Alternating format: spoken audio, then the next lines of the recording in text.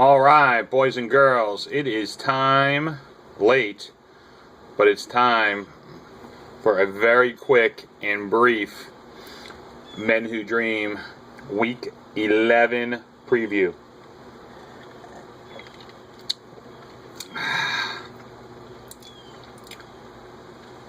Happy Friday. Not drinking tea, boys and girls, it's Friday. But there is lime in my drink.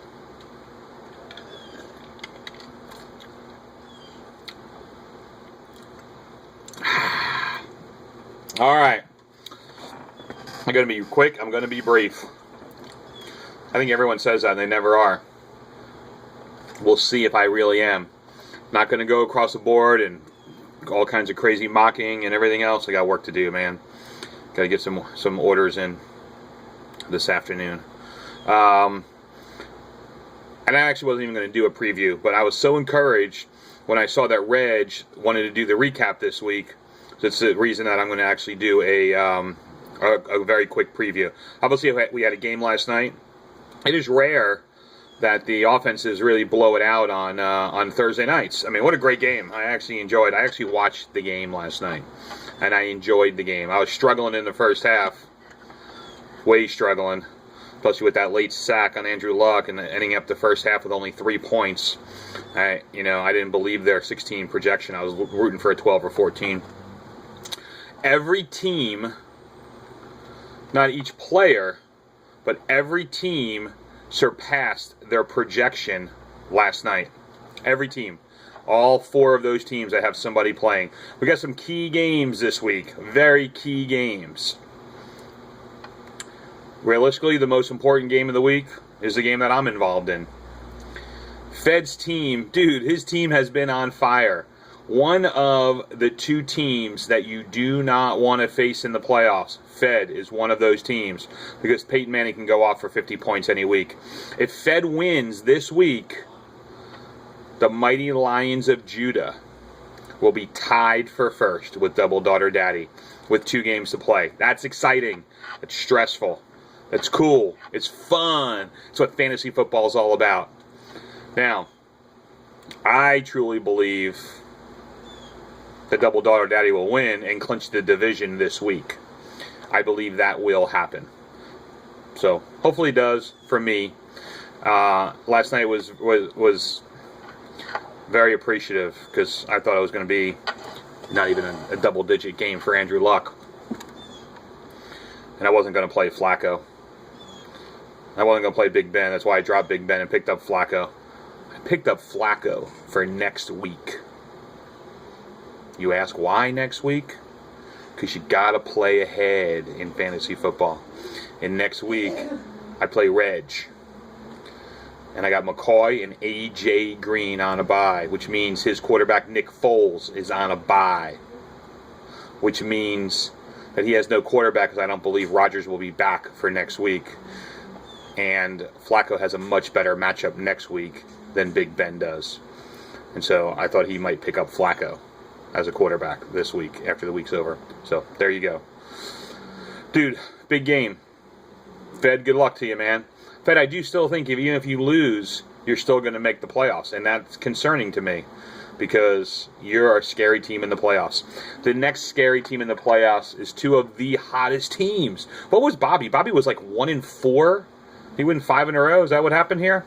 I think he's won like 5 in a row.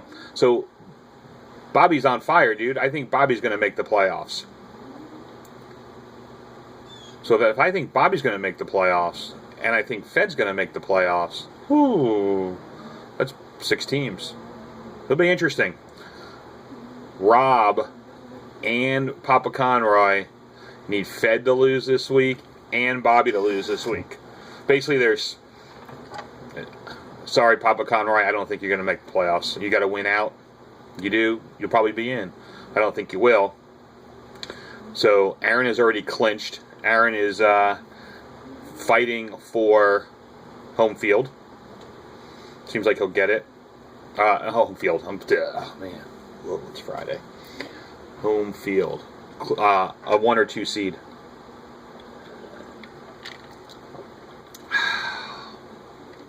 and a bye week. We drink mixed drinks in our house. This is Fresca and apple cranberry. Ocean Spray. I only drink Ocean Spray.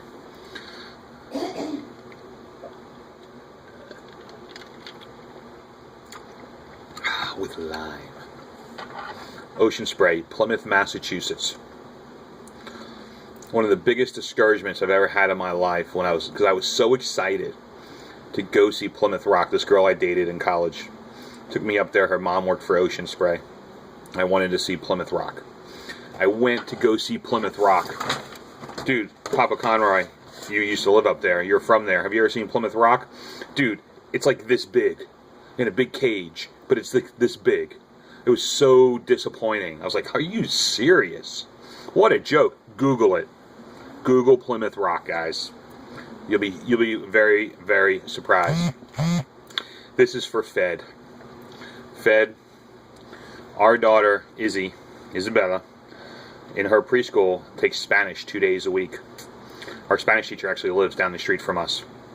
On Saturday morning, we have a big breakfast laid out. Pancakes, bacon. We have a good breakfast going on.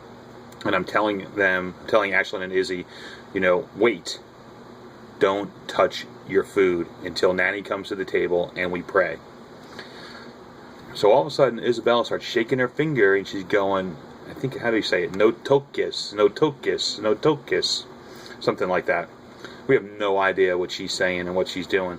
And she's getting frustrated that Jennifer and I are not understanding her.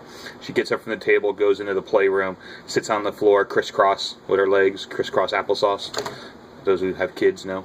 And then she starts pointing at her toys, saying, no toques, no toques. We're clueless. So we eat everything else. We walk down to the beach. On our way back, we stop at Ileana Steele's house, who is her Spanish teacher at the children's workshop. And we're explaining the whole story to her. And what she tells us, when they take Spanish class Tuesdays and Thursday afternoons, and realize this kid's not even 3 years old yet, and probably knows as much Spanish as she does English speaking, and she knows a few words of Lithuanian. They get all the kids in the big room, and there's toys everywhere. And so the teacher says, no toques, no, don't touch the toys. So that's what she was doing to us. It's hysterical. It's awesome. Driving her to preschool, and all of a sudden she starts saying, Daddy, stop! Daddy, stop! Rojo! Rojo! So now she's yelling to the traffic lights that they're, red and green when we can stop and go. Sidebar, which is preventing this from being a short video. So let's move on very quickly. Realistically, 6 teams fighting for 5 spots. 3 of them will win the division, besides Aaron's already in, and 2 of them will be wild cards. And so this is a huge, huge week. We got the Watchmen and the Mafia. To me, in my opinion, is the only game. Mark, I'd love to see you win. I'd love to see you still be competitive all the way through. You've had a great year. Gabe, you're done. Ryan, huge, huge game for you, fighting for a 1 or 2 seed. Ryan is in. So let's say Ryan's in. Well, maybe he's not, because is Bobby in his division? What division are they in? Man, I should look this stuff up. Oh, man, there goes anything for being a short little video. Oh, yes. Oh, Bobby's only a game behind Ryan. Dude, this is a huge week. Bobby's won 5 in a row. Aaron's won 6 in a row. Fed's won 4 in a row. Gabe's lost 4 in a row. And Mama Messina has lost 4 in a row. We won't talk about Reg's 7 in a row. So, yeah, huge game. Obviously. Major game. Dude. So let's get some upsets this week. Let's make it close. Bobby, I'm gonna pick you to go out and beat Aaron. And I'm gonna pick Gabe to beat Ryan, which means you guys would be tied for first. I don't know who won when you guys played each other. Probably Ryan at that time. So that'd be cool. It'd be a tie with 2 games to go. I'd love it. That would be very cool. Phil, I am picking Zach to beat you. And I actually believe this, Phil. I believe that if you look at you'll make the playoffs, Phil. I believe that you will. I believe that you will make the playoffs. I don't know if you'll win the division or you'll be a wild card, but you'll be in the playoffs. And then I want you to look at your matchups, and as everything panders through in the playoffs, when you realize that you would be the champion and you would take home the trophy if one thing did not happen. If you did not trade a top 5, probably look at all the top 5 receivers. I would think that A.J. Green is the most consistent. I mean, he's not going to get a 50-point game like Calvin Johnson, but he's not going to get a 6-point game either. He is an 18 to 25 every single week. Hopefully this week too with Joe Hayden covering him, but you never know with Joe Hayden covering him. But I think when you look at your team in the playoffs, Phil, if A.J. Green was on that roster, you would be the champion. Sorry. It's just the way I feel. I thank you for making my team competitive. So, yes, I think Zach's going to beat Phil. I think that Rob is going to beat Reg. And Rob will be a game out with 2 games to play. I'll make it tight. Watch Reg beat Rob. Rob would be saying, struggle my head. I'd be a game out because Phil's losing. Oh, well. And that's it, man. Those are the games. You enjoy it. It's almost Turkey Day. I love Thanksgiving, man. It's one of the best holidays. Ham. We're not big turkey people. I love stuffing. I don't eat dressing. I don't know if you guys know what dressing is. Jennifer is into dressing. I think it's something that you put on salad, but like it's like stuffing that like kind of like bake in the oven. Stuffing, put it in the bird. The only reason no one in our house likes turkey. The only reason we get a turkey is so we can eat the stuffing. And then on Friday, the day after Thanksgiving, we can have the multi-grain bread with the cranberry sauce and the ham, a little bit of turkey, and the stuffing sandwiches. Oh, yes. And hopefully that's the day that Auburn beats Alabama. I don't like Alabama. I don't like Ohio State. I don't want them to play each other. Don't want it. Disappointed Oregon lost. Now I got to root for Florida State. Not a big Florida State fan. They're okay. Much better than Alabama, Ohio State. This will be an interesting week this week. Not looking at any of the players or any of the matchups. I don't know who's playing who. Don't really care. You can all see it if you want to see it. We're in the home stretch, boys and girls. Been a great year. Thank you all.